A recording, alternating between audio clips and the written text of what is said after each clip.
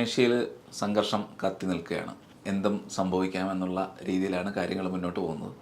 ഇസ്രായേലിൻ്റെ സ്ഥിരമായിട്ട് ചെയ്യുന്ന പോലെയുള്ള അവരുടെ ആക്രമണങ്ങൾ, അവരുടെ അറ്റാക്കുകൾ, അതായത് അവർ ലക്ഷ്യമിടുന്ന ആളുകളെ എവിടെയായിരുന്നാലും തകർത്ത് കളയുന്ന അവരുടെ കാലങ്ങളായിട്ടുള്ള അവരുടെ ഒരു സ്വഭാവം അതവർ ആവർത്തിച്ചുകൊണ്ടിരിക്കുകയാണ്. ഒക്ടോബർ 7 ഹമാസ് നടത്തിയ കൂട്ടക്കൊലയ്ക്ക് ശേഷമാണ് ഇത്രത്തോളമുള്ളൊരു സംഘർഷത്തിലേക്ക് പോകുന്നതും അത് ഇപ്പോൾ ലെബനനിലുണ്ട്, ഇറാനിൽ, എല്ലായിടത്തും ഒരു വളരെ വലിയ പ്രശ്നങ്ങളിലേക്ക് പോവുകയാണ്. ഈ യുദ്ധം ഇതെന്ന് തീരും? ഇനിയൊരു പുതിയ യുദ്ധമുഖം ഉണ്ടാകുമോ? എന്താണ് ഇവിടുത്തെ ഒരു സാഹചര്യം? യുദ്ധം തീർന്ന ഒരവസ്ഥ ഒരിക്കലും ഉണ്ടാവില്ല. അതവിടെ മാത്രമല്ല, ലോകത്ത് നിങ്ങൾ ഏത് സമയത്തെടുത്തു കഴിഞ്ഞാലും കുറഞ്ഞതൊരു 50 യുദ്ധം നടന്നുകൊണ്ടിരിക്കുകയാണ്.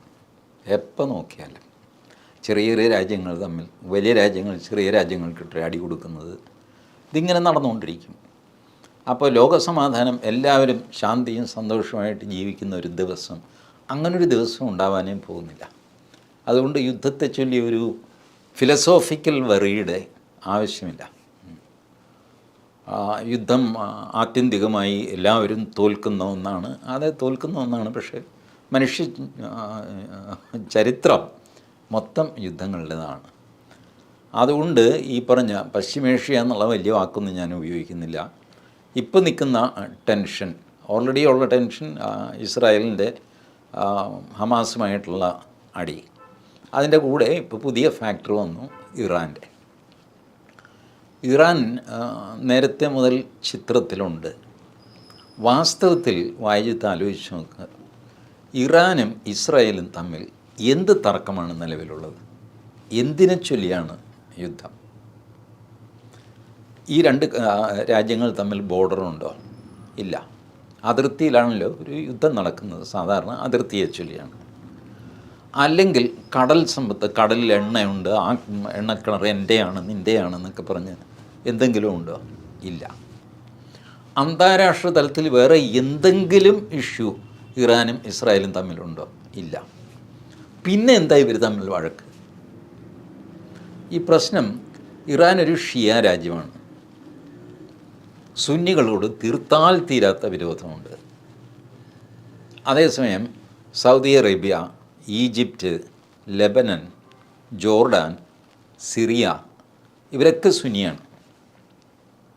അപ്പോൾ ഈ സുന്നികൾ ഇസ്രായേലുമായിട്ട് അടിച്ച് ക്ഷീണിച്ച് വിഷമിച്ച് നിൽക്കണം. അങ്ങനെ ഇസ്ലാമിൻ്റെ അധിപൻ താനായിട്ട് എപ്പോഴും നിൽക്കണം. ഇതാണ് നേരത്തെ ഉണ്ടായിരുന്ന ആയാത്തുള്ള ഖൊമൈനി, പിന്നെ വന്ന ആയാത്തുള്ള ഖൽഖലി, ഇപ്പോഴുള്ള ആയാത്തുള്ള ഖമേനി, ഇവരുടെയൊക്കെ ആഗ്രഹം ഇതാണ്. ഇതിനു വേണ്ടിയിട്ടാണ് ഇവർ ഇസ്രായേലിനെ പ്രകോപിപ്പിക്കുന്നത്. അപ്പോൾ ഈ പ്രകോപിപ്പിക്കുമ്പോൾ സുന്നി രാജ്യങ്ങൾക്ക് കൊടുക്കുന്ന സിഗ്നൽ എന്താണെന്ന് വെച്ചാൽ, നിനക്കൊന്നും ആണത്തമില്ലടാ, എന്നെ നോക്ക്, ഞാനാണ് ജൂതന്മാരെ നേരിടുന്നവൻ. അതിനാകെ ന്യായം തപ്പിപ്പോയി കഴിഞ്ഞാൽ ഖുറാനിലേ കിട്ടുള്ളൂ. ജൂതന്മാരെയും ക്രിസ്ത്യാനികളെയും കാണുന്നിടത്ത് വെച്ച് വധിക്കുക എന്നൊക്കെ പറഞ്ഞാൽ അതിൽ എഴുതി വെച്ചിട്ടുണ്ടല്ലോ. ആ ഒരു ന്യായമല്ലാതെ ഇറാനും ഇസ്രായേലും തമ്മിൽ വഴക്കിന് വേറെ ഒരു ന്യായവുമില്ല. ആ ന്യായമാണെങ്കിൽ 1700 കൊല്ലം പഴക്കമുള്ളതുമാണ്.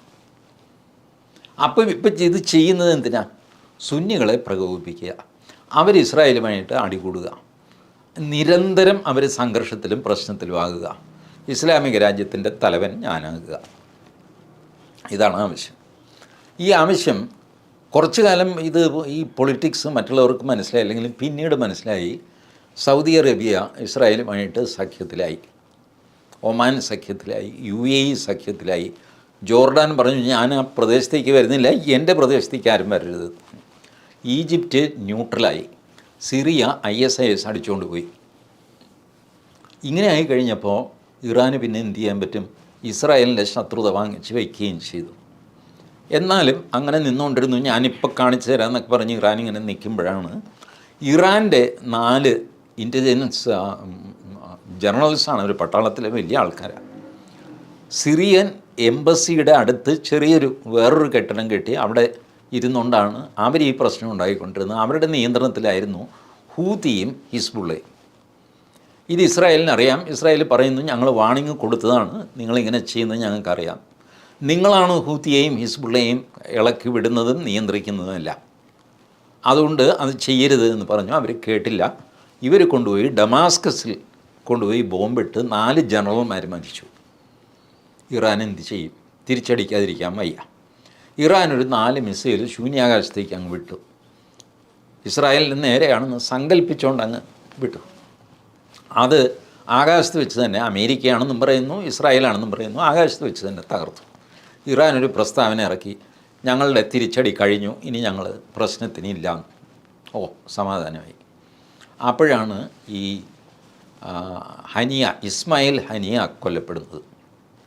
ആ കൊല്ലപ്പെടുന്നതിൻ്റെ ഇത് നോക്കുക, അയാൾ താമസിച്ച ഗസ്റ്റ് ഹൗസിലെ മുറിയിൽ കട്ടിലിനടിയിൽ ബോംബ് വെച്ച് പൊട്ടിക്കുന്നു. അപ്പോൾ ഇത് ആർക്കറിയാം? ഇത് എന്നിട്ട് പറയുന്നത് ഇത് മൊസാദ് ചെയ്തതാണെന്ന്. മൊസാദ് ഏറ്റെടുത്തിട്ടില്ല.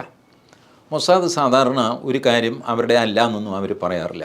ഇതാണെന്നും പറഞ്ഞിട്ടില്ല, അല്ലെന്നും പറഞ്ഞിട്ട് ലെറ്റ് ദ കൺഫ്യൂഷൻ പ്രിവെയിൽ എന്നുള്ള മട്ടിലാണ് ഇസ്രായേൽ നിൽക്കുന്നത്. ഈ ഇസ്രായേലിനെ എന്ത് ന്യായം പറഞ്ഞ് ഇറാൻ ആക്രമിക്കും? ചത്തത് കീചകനെങ്കിൽ കൊന്നത് ഭീമൻ തന്നെ എന്നുള്ള ന്യായം വെച്ച്, ചത്തത് ഇസ്മായിൽ ഹനിയയാണെങ്കിൽ കൊന്നത് മൊസാദ് തന്നെ, അതുകൊണ്ട് ഞങ്ങൾ അടിക്കുകയാണെന്നൊക്കെ പറഞ്ഞ് അതൊരു ന്യായമാണ് അല്ല. മാത്രമല്ല, അമേരിക്കയാണെങ്കിൽ അവരുടെ കയ്യിലുള്ള കപ്പൽ Abraham Lincoln, John F Kennedy, കൈ കിട്ടിയ അവരുടെ പ്രസിഡൻറ്റുമാരുടെ പേരുള്ള സകല കപ്പലും കൊണ്ടുവന്ന് കടലിലിട്ടു. എന്നിട്ട് ഇറാനോട് പറഞ്ഞു, അതേ കാര്യമൊക്കെ ശരി, പക്ഷേ നിങ്ങൾ ഇതിനകത്ത് ഇടപെട്ടാൽ പ്രശ്നമാകും.